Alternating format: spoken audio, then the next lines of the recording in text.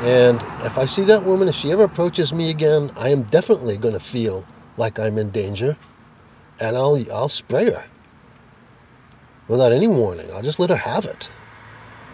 I am 67 years old. My son is disabled.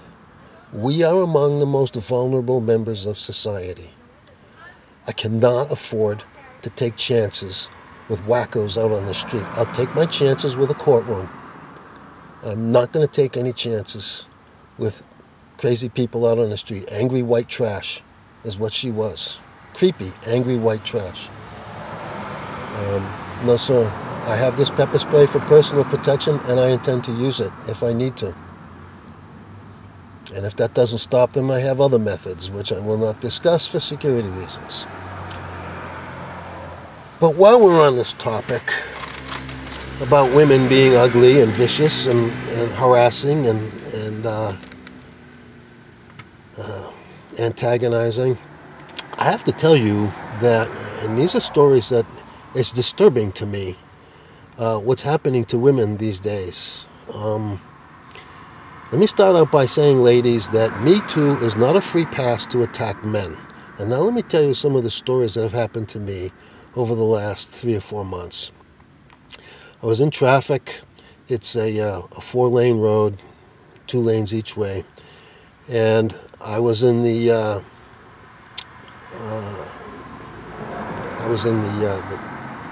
it's not a highway, it's just a street through the city.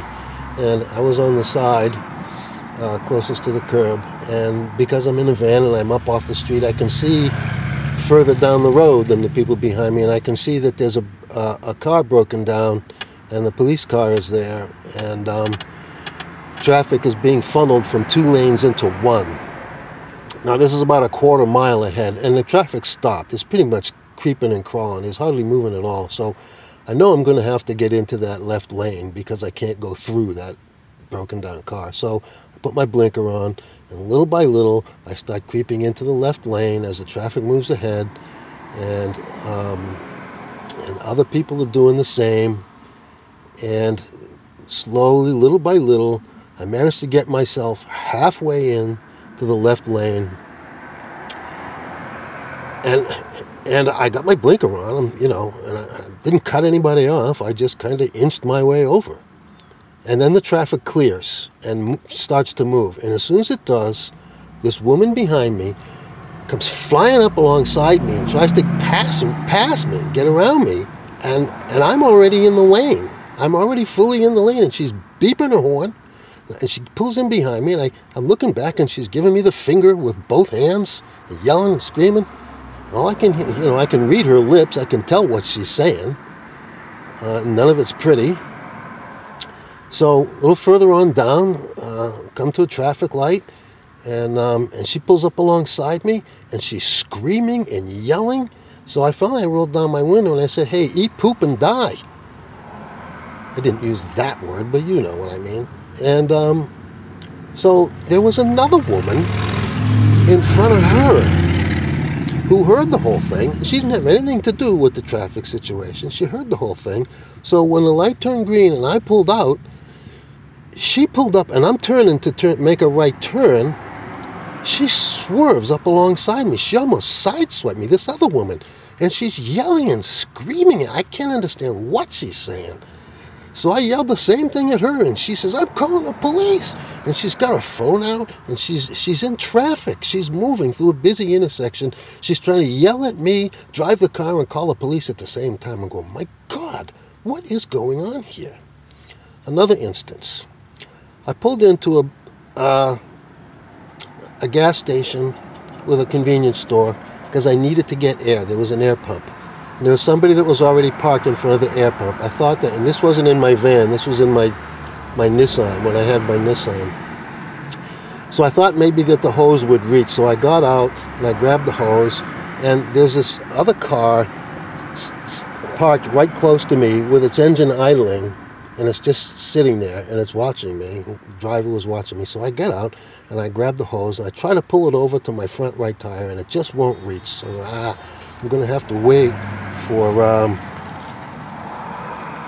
are you looking at, pal?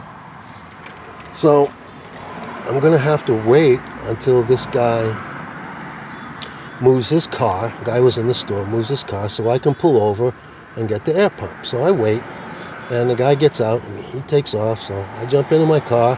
I pull my car up right next to the air pump. I get out, and this woman who was waiting in that car comes flying in, cuts me off, jumps out, runs right up, and she grabbed that hose almost right out of my hand. I almost had the hose in my hand. It was about a foot away. She runs up in front of me, grabs the hose, and runs over and starts filling her tires. So I had words with her. She goes into the store and she starts yelling, "Hey, some old guy is harassing me." Well, she was driving as a driver for a transport company. She had passenger, not a cab, but one of these transport companies. So I get the phone number, and I call, and I talk to the dispatcher. And I told her what happened. And that woman, the dispatcher, was just as rude as her driver. Let me tell you another instance.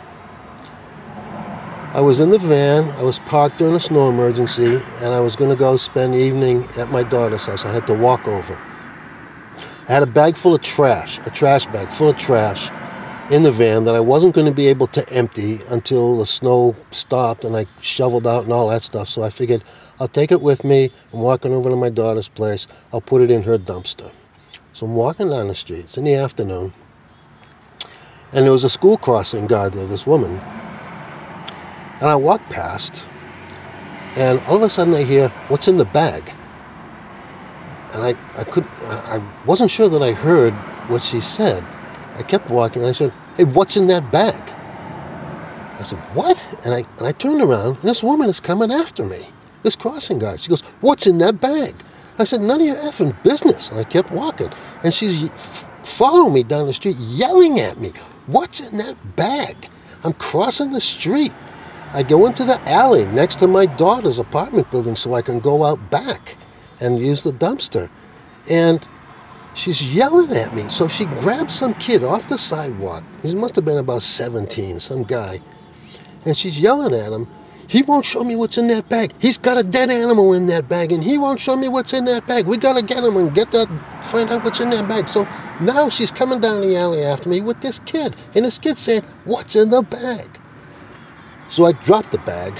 I whipped out my pepper spray and I pointed at him and I said, "None of your effing business, get it?" And he turned around and took off. And I regret at that moment that I showed enough restraint not to pepper spray that woman. I should have pepper sprayed her. I should have. I had every legal reason to spray her at that moment. And I didn't. And I regret that. Because then she would have had to explain to her bosses why she abandoned her post, left the children unguarded at the crossing, chased a 67-year-old guy down the street yelling at him about what's in his trash bag, and why she had pepper spray all over her face. Yeah, how would she explain that? But I didn't. I threw the bag in the trash. I went upstairs. I look out the window. A few minutes later, she went into the dumpster. She pulled that bag of trash out, inspected it, and left it on the ground.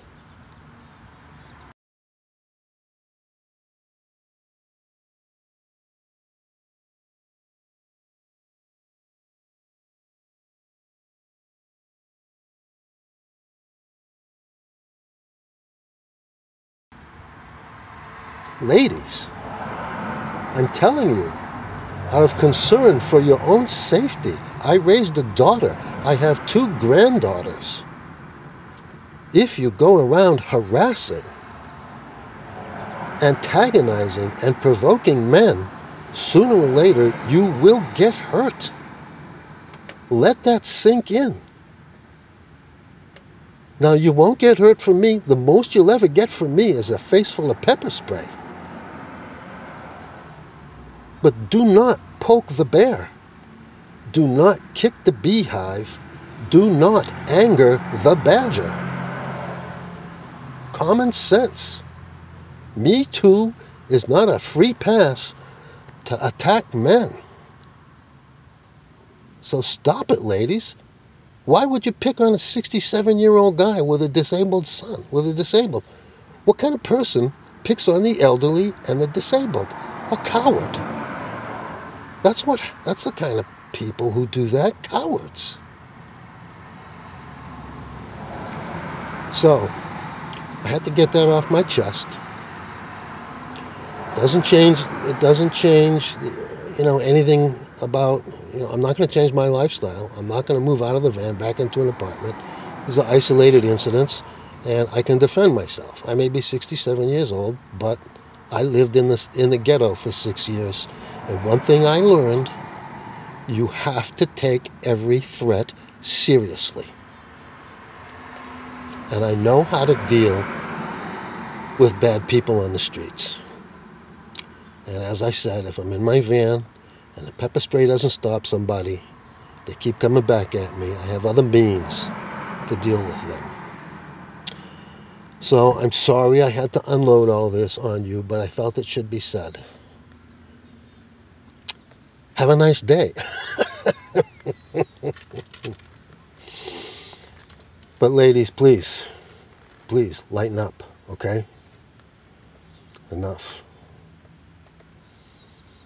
So, just to end this on a high note, the following video you're going to see is about a family of cute, adorable little raccoons out on the street that I filmed last night. So that's a wrap. Thanks for watching. Be sure to like, subscribe, comment, tell your friends, and we'll see you next time. Live long and prosper. Peace out. Look at the raccoons. Oh my God, look at the raccoons. Look at the little babies. 1, 2, 3,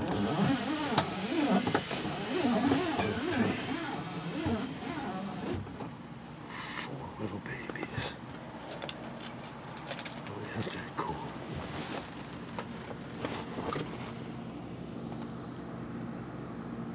Hey, you little bandits. Look at them run. Yo!